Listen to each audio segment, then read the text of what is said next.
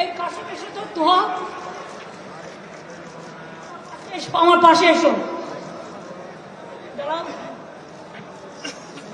হ্যাঁ দাঁড়াও দাঁড়াও, এটা এ করো, আছে দেখি শফিক সাহেবকে ডাক।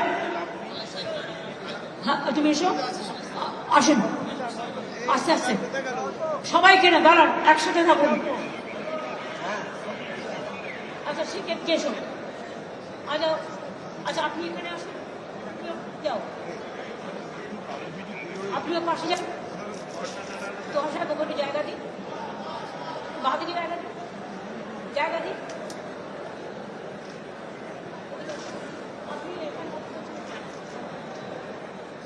না কি মনে হচ্ছে দেখে?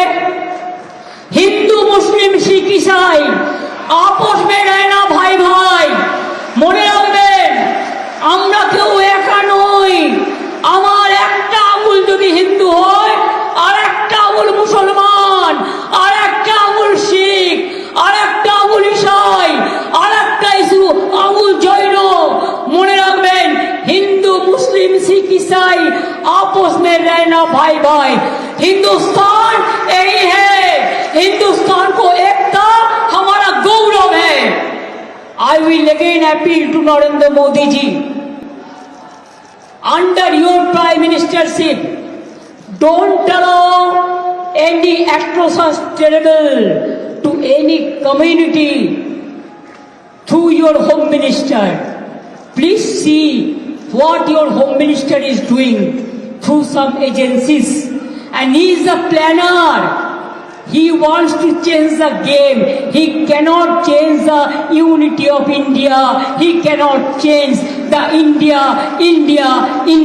Hindustan, Hindustan, Bharat। और कोई स्टेट को चेंज नहीं कर सकता है। अगर आजादी का लड़ाई में हम लड़ सकता है तो हम रिफॉर्म्स के लिए भी लड़ सकता है। अगर रामकृष्ण स्वामी विवेकानंद जी जो मिट्टी से जन्म लिया है, वो मिट्टी में हमको जितना भी खून देना पड़ेगा हम देने के लिए तैयार है, लेकिन हम हिंदू मुसलमान को हम बंटवारा करने नहीं देंगे।